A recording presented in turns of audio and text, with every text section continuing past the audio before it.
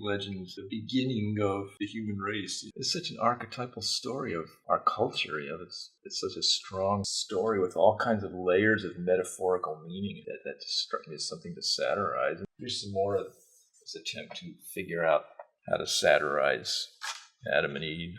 This is God.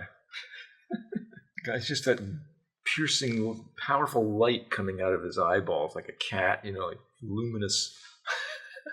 That just didn't work. I don't know. I wasn't real happy with it. But Adam and Eve are funny. They're kind of like dummies. There's the innocence. They're like children in the Garden of Eden.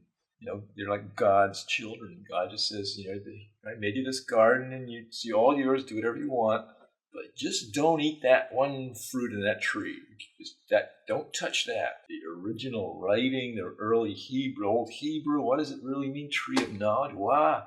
And then you find out, study ancient Mesopotamian writings, and there's all of these references in the oldest Sumerian legends about the tree of knowledge. There was a goddess, Inanna, who guarded the tree of knowledge, and there was a serpent of wisdom that lived in the tree, and Inanna is then mixed up with this other goddess who was the goddess of destruction. So you get Eve, who's, a sort of a destructive figure because she tempts Adam to eat the apple and listens to the serpent. And it's, so it's the Hebrews kind of like mixing up these earlier Sumerian legends and making like redacting into some other kind of story. And that's how that folk legends and all that shit evolve over centuries. And then I went back and actually started reading closely the original text. And then I was thinking about doing just the first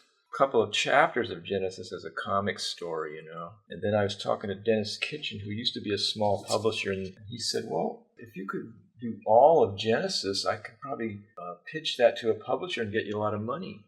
Kitchen came back and said he found Norton would pay big, they paid $250,000 for you do all of Genesis. I said, okay. So I stupidly said, okay, I'll do it. 4 years later, I was so sick of it. I earned every penny of that $200,000 I got.